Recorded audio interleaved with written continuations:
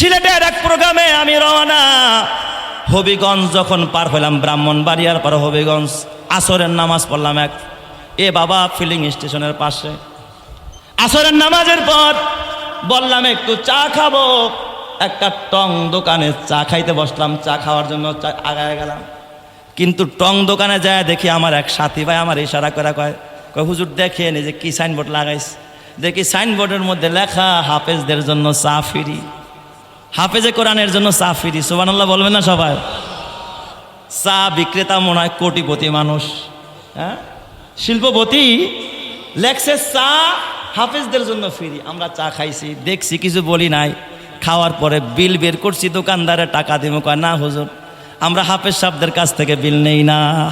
সে তো দাড়ি টুপি দেখলেই মনে করে সব কি হাফেজ সাহেব, সব হাফেজ সাহেব। হাফেজ সাহেবদের কাছ থেকে আমরা টাকা নেই না। বলে তো বলে, দিলটার মধ্যে ব্যথা নিয়ে বলে। তার কথায় আমাকে বড় প্রভাবিত করলাম। আমি ডাক দিয়া বললাম, ভাইজান আপনি যে সাইনবোর্ড লাগাইছেন বেশ ভালো কথা, হাফেজদের থেকে টাকা নেবেন না। এই সাইনবোর্ড কবে থেকে লাগাইলেন? কে আপনার উদ্বুদ্ধ করলো এই আমলের জন্য? কথাটা বলার সাথে সাথে দেখি লোকটার চোখ দিয়া পানি পড়ে, কান্নায় ভেঙে পড়েছে। গামছাটা নিয়ে দেখি চোখ মুছতেছে। দুইটা কেতলি আছে, ভাঙা কয়টা চায়ের কাপ আছে, একটা ট্রে আছে, এর বাহিরে দুইটা পটের মধ্যে ডিব্বার মধ্যে কিছু টোস্ট বিস্কিট রাখা, আর কিছু নাই। সব মিলে এমন হয় না 500 টাকার মাল আছে। এই বেচারা হাফেজদের টাকা নেয় না, আলেমের খেদমত করে। হৃদয়ে ঢুকছে, মন চায় 500 টাকা দিয়া যায়। ডাক দিয়া বললাম, ভাইজান কেমনে আপনি উদ্বুদ্ধ হলেন এই কাজের জন্য? এই ভালো কাজটা আপনি করার উদ্বুদ্ধ আপনারা কে করলো? লোকটা হাওমাও করে কাঁদে আর ডাক দিয়া বলে, হুজুর আল্লাহ তাআলা, ওনার ভাষা, আল্লাহ আমার একটা সোনার চাঁদি ছিল হুজুর। আমার 3টা মেয়ে, একটা ছেলে। ছেলেটার আমি মাদ্রাসায় দিয়েছি। আমার ছেলেটা একটা মাদ্রাসায় পড়তো, হেফজখানায় পড়তো, কিন্তু আমার হাফেজে কোরআন। হুজুর কিছুদিন আগে আমার ছেলেটা ওই যে চিকুনগুনিয়া জ্বর হয়েছে, এরপর থেকে নাকি আবার ডেঙ্গু পজিটিভ, পরপর 2টা জ্বর। যখন ডেঙ্গুর সরাসরি সব জায়গায় এই ডেঙ্গু আক্রান্ত হইয়া আমার ছেলেটা, আমরা বুঝতে পারি নাই এইভাবে যে দুনিয়া ছেড়ে চলে যাবে। হাফেজে কোরআন হয়েছে, শুনাইতেছিল হেফজখানার ভিতরে। হুজুররা সকালবেলা ভোরবেলা ও পড়তে উঠছে, এবারে উঠতে পারে না, নড়তে পারে না। ওরা ধৈরা উঠাইছে, দেখে অবস্থা খারাপ। যায় বাপ। যখন তারা ক্লিনিকের মধ্যে নিয়ে যাওয়ার জন্য চেষ্টা করলো, ডাক্তার বলল আইসিইউ লাগবে। আশেপাশে আইসিইউর মতো কোনো ব্যবস্থা নাই। হসপিটালে, জেলা শহরের হসপিটালে নিতে আমার ছেলেটা পথিমধ্যে হাফেজে কোরআন বিদায় নিয়ে চলে গেছে। হুজুর আমার স্বপ্ন ছিল হাফেজের বাবা হয়ে জান্নাতে যাব। আমার সন্তান আমার কবরে রাখবে। আমার সন্তান কিয়ামতের ময়দান আমি বাবাকে সুপারিশ করে খোদার জান্নাতে নিয়ে যাবে। হুজুর আমার ছেলেটা দুনিয়ায় নাই, আমি বাবার ঘরে থাকতে পারি না। ডাক দিয়া বললাম, ভাই রে তাহলে তুমি একটা কাজ করো, তোমার মেয়েগুলোর মাদ্রাসায় দাও। হুজুর আমার মেয়েরাও মাদ্রাসায় পড়ে। হুজুর এখন আমি চিন্তা করেছি আমার সন্তান হাফেজ থাকলে আমি হাফেজের পিছনে খরচ করতাম, এই জন্য একটা পণ করেছি। জীবনে খায়া থাকি আর না খায়া থাকি, কোনো হাফেজ দেখলে কোনোদিন আর চায়ের বিল নেব না, খাবারের টাকা নেব না। মনে করে আমার সন্তান মনে করে খাওয়ায়। এ আমার বাবা যার যায় সেই বুঝে। একজন বাবা যদি হাফেজে কোরআন রেখা কবরে যাও, হাফেজ সন্তান যদি তোমার কবরের পাশে দাঁড়ায় দাঁড়ায় চোখের পানি ফালায় কাঁদে, মালিকের আরশ পর্যন্ত কাঁপতে থাকে। যাদের সিনায় আল্লাহ কোরআনের নূর রাখছে, এরা যখন চোখের পানি ফালায়, আল্লাহ তাআলা এদের বদৌলতে মা বাবারে মাফ করে দেয়। নিজে হাফেজ হইতে পারো নাই, আলেম হতে পারো নাই, সন্তানরা হাফেজ আলেম বানাইতে পারো নাই, অন্তত চিন্তা করো একটা মকবুলে দ্বারা এই মাদ্রাসা, এ বাবা এই মধুপুর মাদ্রাসা হাজার হাজার এতিমরা পড়ে। তাহাজ্জুদের সময় এরা তাহাজ্জুদের নামাজ পড়ে, কোরআন তেলাওয়াত করে। পারলে এদেরকে একটা বন্ধু বানায় নাও যে আমি হাফেজদের খাবারের ব্যবস্থা করব, হাফেজদের মেহমানদারির ব্যবস্থা করব।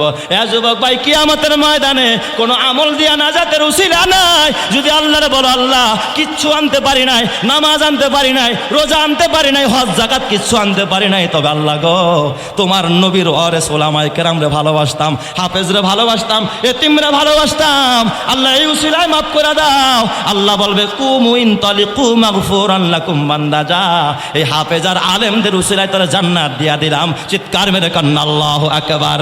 রব্বি আরিনি কাইফা তুহিল মাউতা।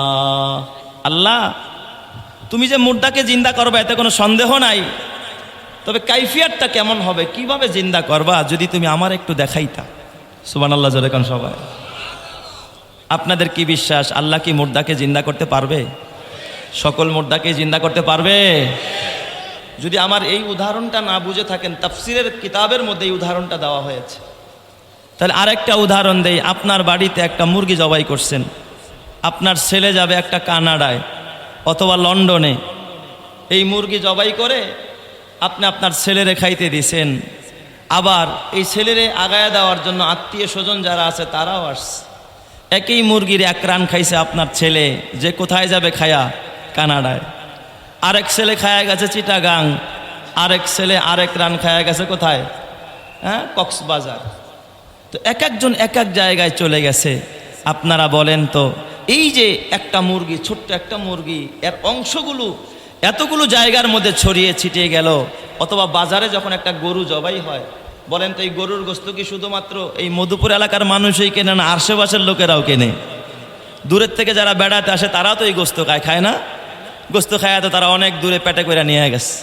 তাহলে এত জায়গা থেকে এই প্রাণীগুলোকে আল্লাহ তাআলা সংগ্রহ করে তার এই টুকরাগুলোকে একত্রিত করে কিভাবে জিন্দা করবেন, এটা তার ভিতরে একটা কৌতূহল। সুবহানাল্লাহ যেরকম সবাই। তো ইব্রাহিম আলাইহিস সালাম আল্লাহরে প্রশ্ন করলেন, ইজ ক্বালা ইব্রাহিমু রব্বি আরিনি কাইফা তুহিল মাউতা। আয় আল্লাহ, তুমি মুর্দাকে কেমনে জিন্দা বানাইবা? আল্লাহ তাআলা ডাক দিয়া বলে, ইব্রাহিম, ও ইব্রাহিম, আওয়ালাম তুমিন, ইব্রাহিম, তাহলে তোমার কি এর প্রতি ঈমান নাই, বিশ্বাস নাই যে আমি মুর্দাকে জিন্দা করতে পারি? ইব্রাহিম পয়গম্বর ডাক দিয়া বললেন, ক্বালা বালা, আয় রব্বুল আলামিন, তুমি যে মুর্দাকে জিন্দা করতে পারো এর ঈমান আমার আছে, এর বিশ্বাস আমার আছে।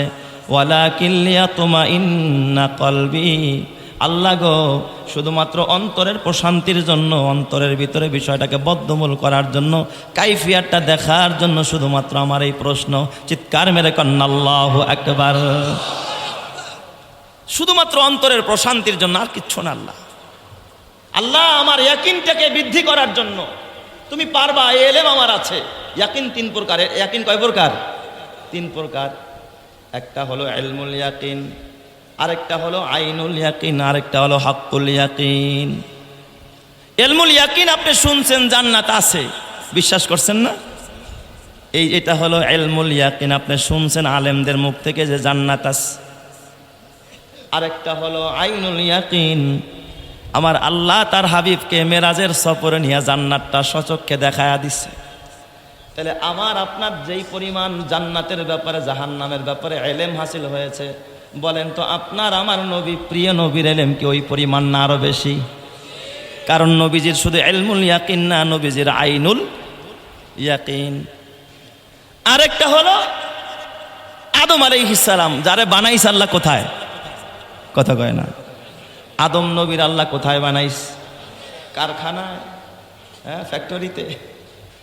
আদম নবীর আল্লাহ তাআলা বানাইছে জান্নাতে, তার স্পট ওটা, থাকার জায়গা ওটা, ঘর ওটা, বিয়াও হয়েছে জান্নাতে, খানাও খাইছে জান্নাতে। তো এই আদম নবীর কাছে শুধু ইলমুল ইয়াকিন না, আইনুল ইয়াকিন না, হক্কুল ইয়াকিন আছে। সুবহানাল্লাহ যেরকম সবাই। এটাও যদি না বুঝেন, ভূমিকম্পের সময় যে একেবারে পাঁচতলা বিল্ডিং এর মধ্যে ছিল, যে একেবারে স্পটে ছিল, এটা তার জন্য হক্কুল ইয়াকিন। আরেকজন বাহির থেকে কয় আমি শুনছি, খবরে দেখছি, ফেসবুকে দেখছি, এটা হলো ইলমুল ইয়াকিন।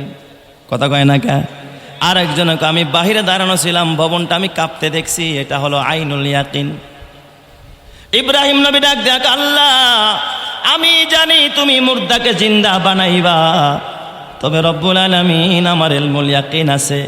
আয় আল্লাহ, শুধু আইনুল ইয়াকিন আর হক্কুল ইয়াকিন অর্জন করতে চাই। রব্বি আরিনি কাইফা তুহিল মাউতা, আল্লাহ এই মুর্দাগুলো তুমি কেমনে জিন্দা বানাইবা আমার একটু দেখায়া দাও। চিৎকার মেরে কন্না আল্লাহু আকবার।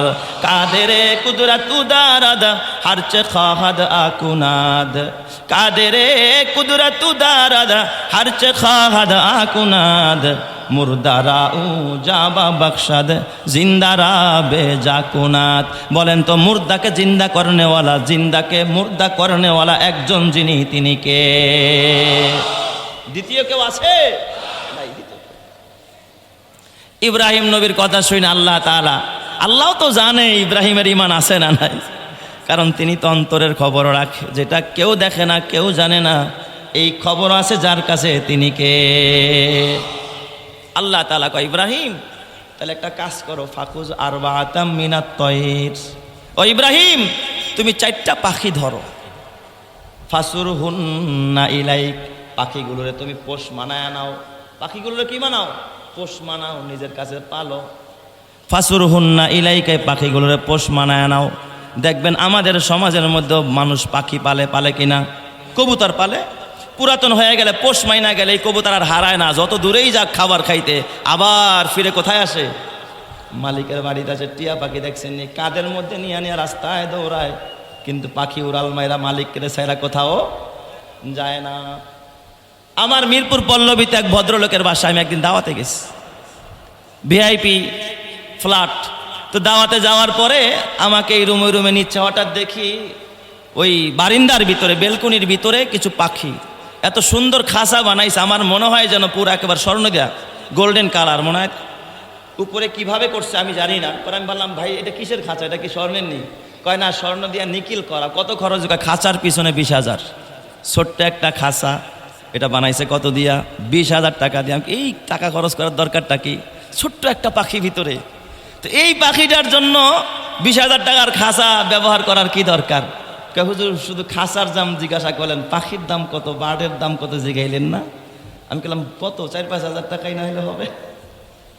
হুজুর আপনার আন্দাজ নাই, এই পাখিটার দাম 50,000 টাকা। আল্লাহু আকবার, জোরে কোন সবাই। কয় টাকা?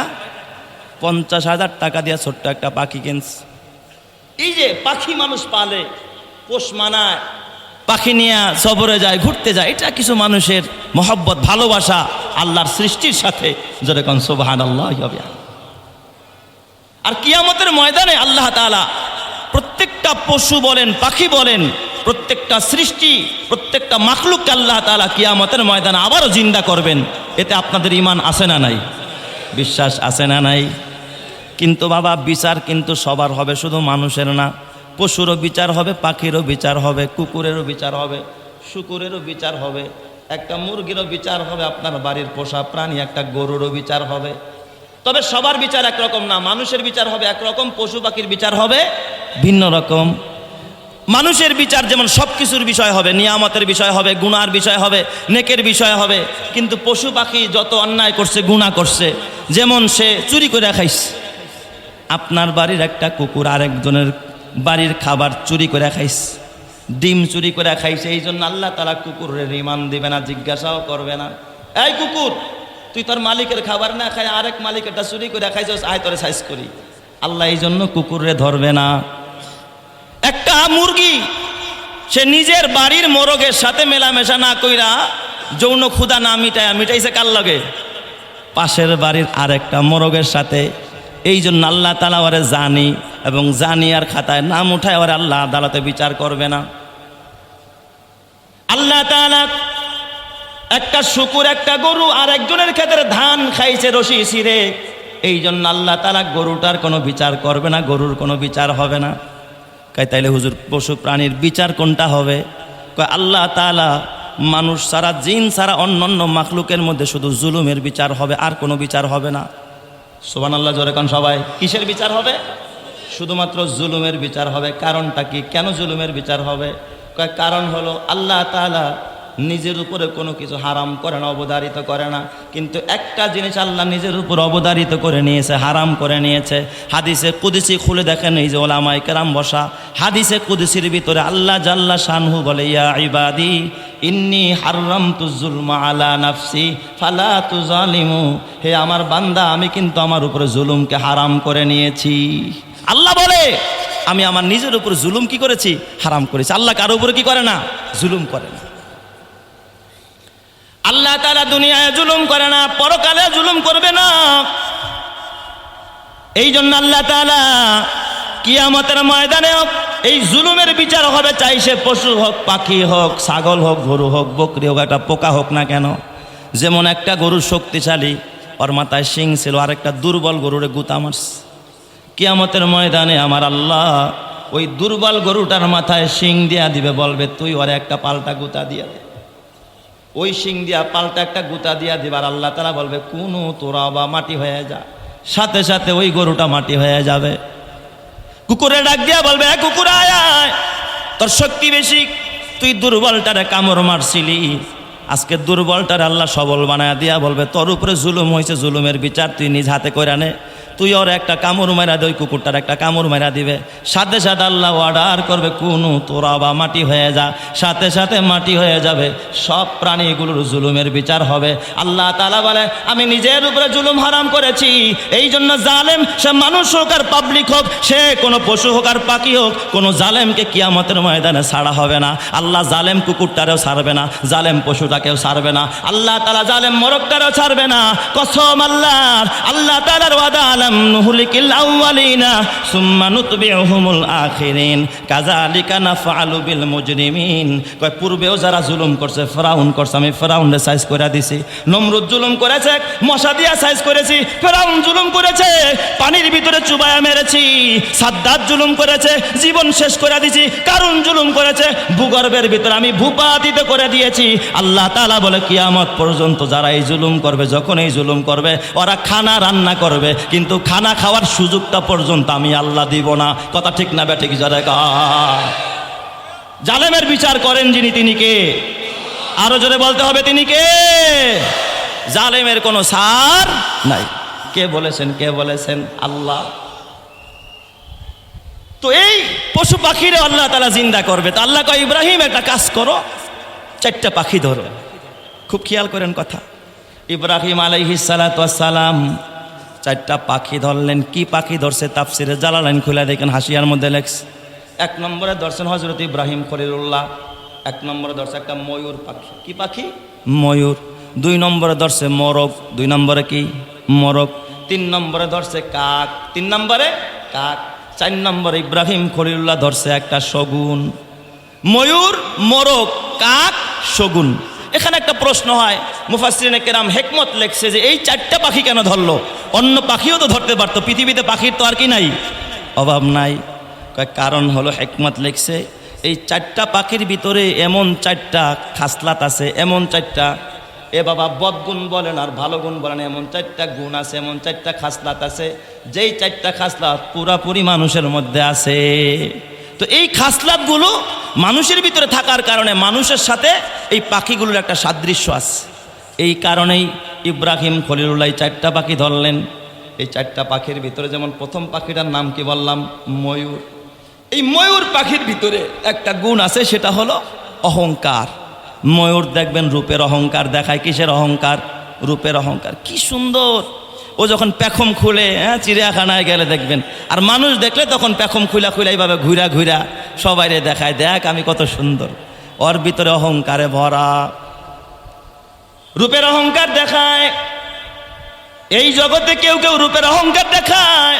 এই জন্য অত্র এলাকার মাকে ডাক দিয়া বলবো, মা ও আমার পর্দার বোনেরা, বোন রে, রূপের অহংকার দেখাইস না বোন। রূপ ধরা যৌবন এক সময় জং ধরে যাবে।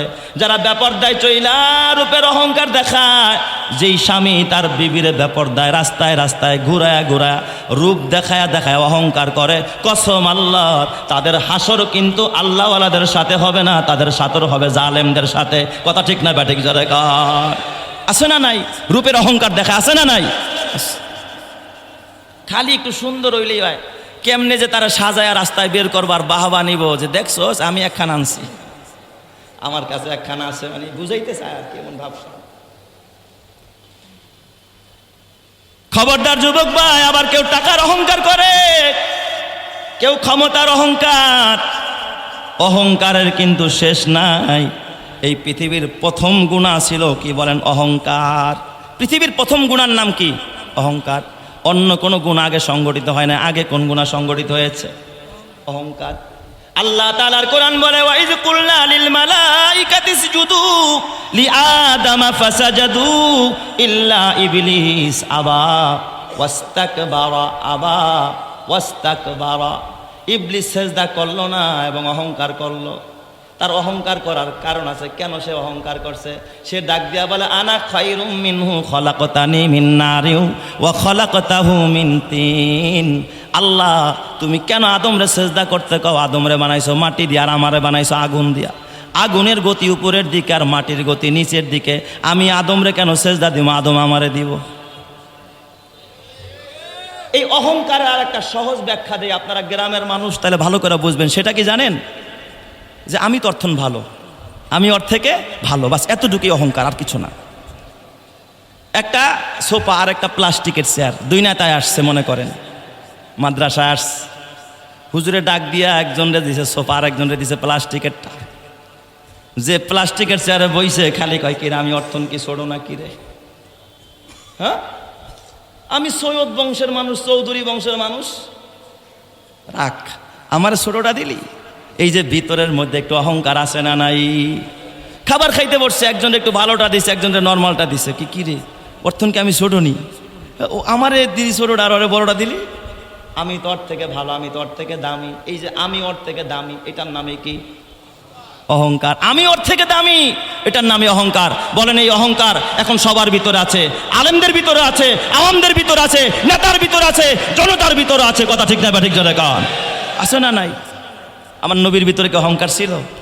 আমার নবীর ভিতরে কোনো অহংকার নাই। কেমন নেতা ছিলেন আমার বিশ্ব নবী, রহমাতে আলম নবী বয়ান করতেছে, সাহাবায়ে কেরাম নবীজির কথাগুলো এমনভাবে শুনতেছে মনে হয় যেন সাহাবায়ে কেরামের জিহ্বা দিয়া পানি টপ টপ করে পড়তে, এতটা আগ্রহ সাহাবায়ে কেরামের ভিতরে। নবীজি দেখতেছে ছোট্ট জায়গা, বসার জায়গা নাই, সামনে ধুলো বালু পাথরি মরুভূমি, বসার মতো কোনো অবস্থা নাই। একজন সাহাবী, অল্প বয়সের সাহাবী, নাম তার হযরতে জারির দাঁড়ায় রইছে, আরো কয়েকজন সাহাবী দাঁড়ায় রইছে। নবীজি বয়ান করতেছে, নবীজি বলছে তোমরা বসো, কিন্তু তাকায় দেখে বসার মতো পরিবেশ নাই। দোজাহানের নবী, বিশ্ব নবী, মানবতার নবী, আখেরি পয়গম্বর, নবীর গায়ের মধ্যে একখানা চাদর ছিল, রেশমি চাদর। আল্লাহর নবীর গায়ে একখানা ইয়ামানি শাল ছিল, ইয়ামানি চাদর ছিল। ওই চাদর মোবারকটা নবীজি ডান দিক দেয়া এইভাবে টান দিয়া বের করা চাদরটাকে ভাঁজ করে ফেললেন।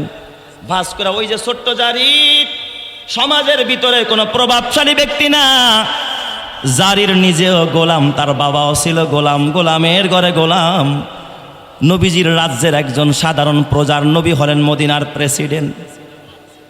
জারির ডাক দিয়া বলে ইয়া জারির খুজহাজা, এই নাও জারির, আমি মুহাম্মাদের চাদরটা লও, এই চাদরটারে বিছায় আমার চাদরের উপরে তোমরা বৈশা যাও। সুবহানাল্লাহ জোরে কোন সবাই। হযরতে জারির অমনেই লাভ দিয়া নবীজির চাদর মোবারক ফ্লোর থেকে ধইরা হাতে ঝাড়া দিয়া উঠাইলেন, বুকের মধ্যে লাগাইলেন, ঠোঁটের মধ্যে চুমা খাইলেন। নবীর চাদরটা বুকে নিয়ে জারির কাঁধে, জারিরের চোখ দিয়া গড়া গড়া পানি পড়ে, আর ডাক দিয়া বলে ফেদা কাবি ইয়া রাসূলুল্লাহ, ওগো নবীজি আমার মা বাবা আপনার জন্য কোরবান হয়ে যাক। আপনার চাদরে জিবরাইল বসতে সাহস পায় না, কোনো ফেরেশতা বসতে সাহস পায় না, এই চাদরটা আমি জারিরের মতো একটা গোলাম রাখতে বসতে দিলেন। আকরামাকাল্লাহু কামা আকরামতানি ইয়া রাসূলুল্লাহ, ওগো নবীজি আপনি আমাকে যেইভাবে সম্মানিত করলেন, আল্লাহ তাআলা আপনার সম্মানকে আকাশচুম্বী বানায়া দেখ। চিৎকার মেরে কান্না আল্লাহু আকবার, আরো জোরে বলেন আল্লাহু আকবার।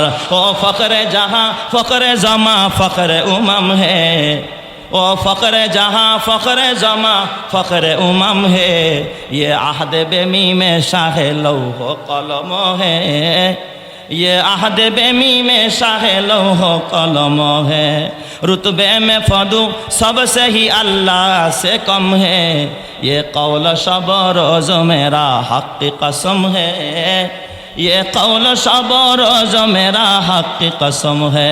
जोरे जोरे कन्ना अल्लाहु আকবার। অতএব যদি নেতা মানতে হয়, বিশ্ব নবীকে নেতা মানো, জান্নাতের পথ খুলে যাবে। কথা ঠিক না বা ঠিক করে? অহংকার এটা আমাদের মধ্যে আসে না নাই? এই অহংকার হলো আল্লাহর চাদর, এই চাদর নিয়ে টানাটানি করে সব ধ্বংস হয়ে গেছে। ফেরাউন ধ্বংস হয়েছে, নমরুদ ধ্বংস হয়েছে, হামান ধ্বংস হয়েছে। এই জন্য অহংকার করা যাবে নাকি? আমি দামি, আমার নিচে আমার একটু ডাইকা মঞ্চেও বসাইলো না। আমার থেকে 1000 গুণ যোগ্য যোগ্য আলেমরা নিচে আছে, আমি জানি। আমারে 1000 বার পড়াইতে পারে, তারাই নিচে বসে আছে। আমার থেকে যোগ্য ছাত্র তাদের আছে, তারা নিচে বসা। অহংকার নাই, অহংকার নাই। আল্লামা আব্দুল হামিদ পীর সাহেব মধুপুর, তার ভিতরে অহংকার নাই। আল্লাহ তাআলা যুগে যুগে এরকমের কিছু সাদা সিধা মানুষ রাখে। আল্লাহ তাআলা এদের জন্য জান্নাতের পথগুলো খুলে রাখছে। জোরে কন্যা সুবহানাল্লাহ। তো ময়ূর ধরছে কারণ ওর ভিতরে কি আছে? অহংকার আছে। 2 নম্বরে ধরছে কাক। 2 নম্বর কি ধরছে? আর মোরগ ধরছে, মোরগ। কই মোরগ কেন ধরলো? কই মোরগের মধ্যে একটা বদ খাসলাত আছে। সেটা কি জানেন? বেহায়া। মোরগ কি হয় জোরে কন? বেহায়া। এখন তো ভদ্র সমাজে বলা যায় না। বর্তমান মানুষের মধ্যে এখন বেহায়াপনা বাড়ছে না কমছে? হ্যাঁ, লজ্জা নাই, লজ্জা শরম, লাজ শরম নাই। এখন কয় ফ্রি মাইন্ড, ফ্রি মাইন্ড। ছেলে মেয়ে একসাথে প্রেমের গল্প করে, একসাথে সিনেমা দেখে ঘরে বৈশা বৈশা।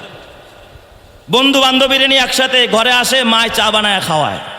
মায় জিজ্ঞাসাও করে না এই মেয়েটাকে কারে তুই ঘরে আনলি। এইগুলো বেহায়াপনা। নাউজুবিল্লাহ জোরে কোন সবাই নাউজুবিল্লাহ। অথচ আল্লাহর নবী বলে আল হায়াউ শুবাতুম মিনাল ঈমান। লজ্জা হলো ঈমানের অঙ্গ। লজ্জা কি? ঈমানের অঙ্গ। এই মোরগের ভিতরে বেহায়াপনা বেশি। কেন? কয়েকটা মোরগ যখন আপনার বাড়িতে যদি মোরগ পালেন, খালি কি মোরগই পালেন না মুরগিও আছে? একটা খড়ের মধ্যে মোরগ যদি থাকে 2টা, মুরগি থাকে কয়টা? 5-7টা, তাই না? তাহলে 5-7টা মুরগি ওর সাথী সঙ্গী তো আছে ওর ঘরের মধ্যেই। সারা রাত যার সাথে রাত কাটাইলো, সকালবেলা আপনার খড় ছাড়তে দেরি হবে। যদি পাশের বাড়ির আরেকটা মুরগি কুক করে উঠছে, আস্তে করে খালি কুক কইছে, দেখবেন এই নিজের সাথী সঙ্গীগুলোরে রাইখা পাশের বাড়ির ওটার পিছন দিয়ে খালি তোয়াফ করতে থাকে আর ঘুরতে থাকে। যা কয় বাবি সাহেব কেমন আছেন? কথা ঠিক বললাম না ঠিক বললাম? পরে বাইন্দাই রাখা যায় না মোটে। বিচার আসে, এই মিয়া আপনার মোরগ সামলান, আমার বাড়িতে এসে সব শেষ করে দিল। বর্তমান কিছু যুবক আছে, বিবি দিয়া হয় না, বিবি পায়া সন্তুষ্ট না, পরকিয়া না করলে ওদের পেটের ভাত হজম হয় না। এমন কপাল পোড়া সমাজের মধ্যে কিছু নোংরা যুবক আছে না নাই? নিজের বিবি এর থেকে দামি, এটা ভাল লাগে না। এ যুবক ভাই সাবধান হয়ে যাও, সাবধান হয়ে যাও। আল্লাহর নবী বলে আরবাউম মিন সুনানিল মুরসালিন। সমস্ত নবীদের 4টা সুন্নত আছে, সমস্ত নবীদের সুন্নাত। এই সুন্নাতের ভিতরে 1 নম্বরের সুন্নত হলো আল হায়া। সব নবীদের মধ্যে লজ্জা ছিল। আমার নবী এত লাজুক, আমার নবী এত লজ্জাশীল ছিলেন যে আমার নবীর লজ্জার কোনো তুলনাই হয় না। জোরে কন্যা সুবহানাল্লাহ। মা হালিমাতু সাদিয়া বলে তায়েফের জমিনে আমার শিশু মোহাম্মদ যখন তারে আমার ঘরে লালন পালন করলাম, মোহাম্মদ আমি কখনো ক্ষুধার কারণে কাঁদতে দেখি নাই। মোহাম্মদ আঘাত পাইলেও কখনো আমি কাঁদতে দেখি নাই। মোহাম্মদ পড়ে গেছে এই জন্য মোহাম্মদ কখনো কাঁদে না, ক্ষুধার কারণে কাঁদতে দেখি নাই। মোহাম্মদরে রাগ করলে চোখ রাঙাইলে আমি কোনোদিন কাঁদতে দেখি নাই। তবে আমার শিশু মোহাম্মদ যখন তার লজ্জাস্থান থেকে যখন শিশু বয়সে কাপড়টা সরে যেত, তখন আমি মোহাম্মদের চিৎকার মারা কাঁদতে দেখেছি। যখনই আমি কাপড় দিয়া লজ্জাস্থান ঢেকে দিতাম আর আমার মোহাম্মদের কান্না তখন বন্ধ হয়ে যেত। চিৎকার মেরে কান্না আল্লাহু আকবার। আদম কে লিয়ে ফখর ইয়ে আলী নসাবি হে, মক্কি মাদানি হাশমি ও মুত্তালিবি হে, পাকিজা তরস আরশ সামা জান্নাত ফেরদৌস, আরাম গাহে খাকে রসুলে আরবি হে, আয়জা এর বাইতে নববী याद रहे ये बेकायदाया जम्बे से लगबे आदाबी है, आहिस्ता कदम नीचे नेगा पुश्ते सदा हो, खाबिदा इहा रूह रसूले अरबी है, बुझ जाए तेरे सीटू से आए अबरे करम आग, जो आग मेरे सीनू में मुद्दत से लगी है, आए बहरे करम सदका हुसैन इब्न अली का, प्यासा हो मुझे शरबते दीदार पिला दो। जोरे जोरे कन्ना अल्लाहु আকবার। তাহলে লজ্জা হলো ঈমানের অঙ্গ। আল্লাহর নবী বলে আল হায়াউ শুবাতুম মিনাল ঈমান। যার লজ্জা নাই তার ঈমান নাই। এই জন্য আমার বাবা বলেন তো, আমাদের লজ্জা থাকার দরকার আছে না নাই? আর আমাদের লজ্জা শরম সব ধুইয়া মুইচা খায়া দিল মোবাইলে, কথা ঠিক কিনা? আল্লাহ মোবাইলের এবং নেটের এই মহামারী থেকে সমাজকে হেফাজত করেন, জোরে কান আমিন। তো 1 নম্বরে ধরছে ময়ূর, 2 নম্বরে মোরগ, মোরগের স্বভাব বেহায়াপনা। 3 নম্বরে ধরছে কাক। 3 নম্বরে কি? কাক। কাকের একটা বদ চরিত্র হলো লোভ। কাকের মধ্যে আছে কি? লোভ। আরো চাই, আরো চাই, খাইতে পারুক আর না পারুক। সাবান একটা চুরি করে টুয়াই লুকায়, আরেকটা আনতে গেছে, দেয় এটা আরেকজনে নিয়ে গেছে, এটা খাইয়াল, এরপর আরেক টান, এটা খাইয়াল, তারপর আরেক টান, না এটা রাই খাট টানতে গেছে। আর খালি লোভ আর লোভ। এই লোভ তো মনে হয় এই এলাকার মানুষের মধ্যে নাই। মধুপুরের মানুষের মধ্যে আছে নাকি? নদীর ওই পারে আছে, নদীর ওই পারে, নাই পারও আছে। 10 বিঘা জায়গার মালিক, 5টা বিল্ডিং এর মালিক, আর কি লোভ শেষ হয়ে গেছে, তাই না?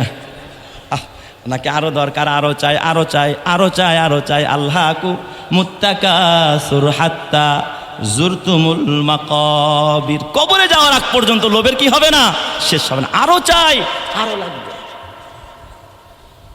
এ আমার বাবা হাতে পায়ে ধরা বলা যায়, না না না, অল্পে তুষ্ট থাকো। তুমি যদি অল্প খাবারে তুষ্ট থাকো, তোমারে জান্নাতের ব্যবস্থা করে দিবেন যিনি, তিনি কে? এই জন্য আমার আল্লাহর নবী ডাক দিয়া কয়, ইত্তাকিল মাহারিমা তাকুন আবাদান নাস ওয়ারদা বিমা কসামাল্লাহু তাকুন আগনান।